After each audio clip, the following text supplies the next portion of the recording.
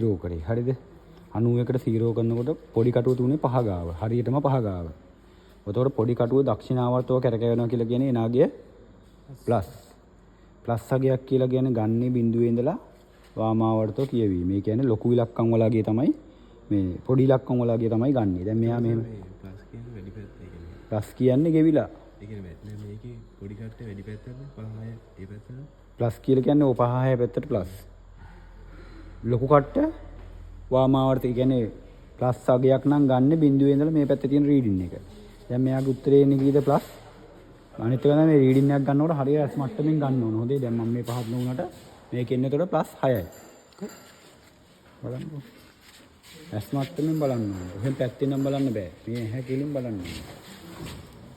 මෙයා මේ දෙපැත්තට හරනකොට ගිහිල්ලා නැවතින තැන කොහෙද? ප්ලස් 6යි.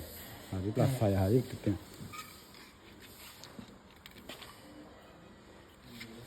මේ පැත්තේදී ප්ලස් 5යි. හරිද? මම මේක බලලා කියන්නේ. මේකේ ටස් සයිඩ් එක මොකද්ද? නම් ටස් සයිඩ් එක මොකද්ද?